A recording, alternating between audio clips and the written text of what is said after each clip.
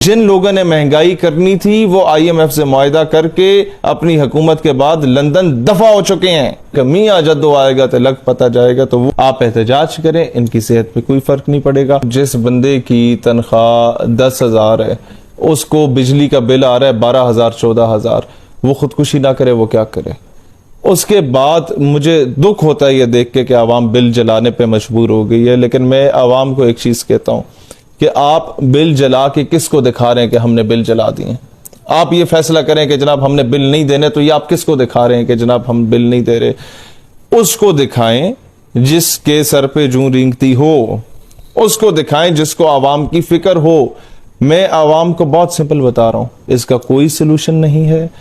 आप अगर बिजली का बिल नहीं देते, अगले महीने डबल बिल आएगा पिछले महीने का डाल के, आप बेशक बिल जला दें, इनकी सेहत पे कोई फर्क पड़ेगा। जो चोर उचक्के डाकू पाकिस्तान के इंटरेस्ट को, पाकिस्तान के स्टेक्स को बेच चुके हैं, जिन्होंने IMF के साथ मुआहदा किया था कि हम लोग इस महीने बिजली का बिल इतना बढ़ाएंगे, पर यूनिट इतना बढ़ाएंगे, ऑयल इतना बढ़ाएंगे, डॉलर इतना बढ़ाएंगे, क्योंकि हमें आपसे कर्जा चाहिए। उन माई बाप को राजी करने के लिए जो ये मुआहदा अगले चंद महीनों के लिए कर आए हैं, वो मुआहदा पूरा करना है इन्हें। अभी तो शुरुआत हुई है, अभी तो शुरुआत हुई है। अब तो शायद पेट्रोल और महंगा हो, अब तो शायद बिजली के पर यूनिट जो है वो और महंगी हो।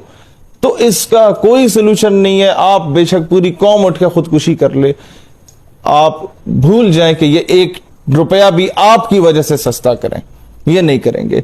क्यों? क्योंकि जिन लोगों ने महंगाई करनी थी वो IMF से मुआहदा करके अपनी हुकूमत के बाद लंदन दफा हो चुके हैं। 1.5 साल तक जब अगली हुकूमत आएगी तब तक आवाम भूल चुकी होगी कि असल इसके जिम्मेदार कौन लोग हैं। यही नारा लगेगा कि मियां जद्दो आएगा तो लग पता जाएगा, तो वो दांत जब इधर आएगा तो आवाम भूल चुकी होगी कि महंगाई किसने की थी। वो सारा इस केयर टेकर गवर्नमेंट पे मलबा गिरेगा। क्योंकि आवाम अपनी आंखें खोले, 2-4 खंभों की बुनियाद पे जो आपके टैक्स के पैसों से आपको मिलते हैं उस पे अपना जमीर ना बेचें, बिरयानी की प्लेटों पे अपना जमीर ना बेचें। वो एक ट्रांसफार्मर आपका चेंज करवा के दे दिया एक MNA ने, या MNA के किसी वो फ्रंट मैन नहीं होते जो चापलूस होते हैं उसके आगे पीछे फिरने वाले, उसने अगर ट्रांसफार्मर चेंज करा दिए या 4 खंबे आपके गांव में फेंक दिए, उस बेस पे अगर आप अपने जमीर का सौदा कर रहे हैं तो फिर भुगते हैं इन बिजली के बिलों को, फिर भुगते हैं इस ऑयल की प्राइस को। आपको कितनी मर्तबा हम लोग तो पीट चुके हैं पिछले 12 साल से। हमारी दाढ़ी मूंछ नहीं थी, एक गली मोहल्ले में जाके लोगों को बताते थे कि भाई 4 खंबे आपके गांव में फेंक दिए, उस बेस पे अगर आप अपने जमीर का सौदा कर रहे हैं तो फिर भुगते हैं इन बिजली के बिलों को, फिर भुगते हैं इस ऑयल की प्राइस को। आपको कितनी मर्तबा हम लोग तो पीट चुके हैं पिछले 12 साल से। हमारी दाढ़ी मूंछ नहीं थी, एक गली मोहल्ले में जाके लोगों को बताते थे कि भाई ये तुम्हारे बाप के टैक्स का पैसा है जो तुम पे लग रहा है, कोई MNA तुम पे एहसान नहीं कर रहा, कोई वडेरा जागीरदार एहसान नहीं कर रहा। तुम्हारी गली पक्की हो रही है तो ये तुम जो माचिस की तीली भी लेते हो उस पर भी 1.5 रुपया टैक्स देते हो, तुम जो च्युइंगम भी लेते हो उस पर भी 0.25 रुपया टैक्स देते हो, तुम जो एक टॉफी लेते हो उस पर भी जो है ना वो 2 रुपया टैक्स देते हो, 5 रुपए की टॉफी पे भी। तो ये तुम्हारे टैक्स का पैसा तुम पे लग रहा है। इस पे उनके एहसानमंद ना हो।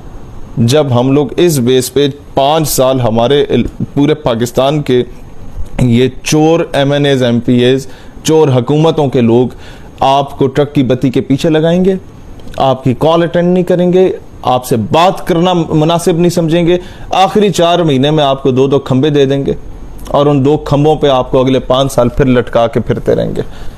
और कौम है कि उन्हीं 2 खंबों पे फिर कहेगी नहीं जी ठीक है।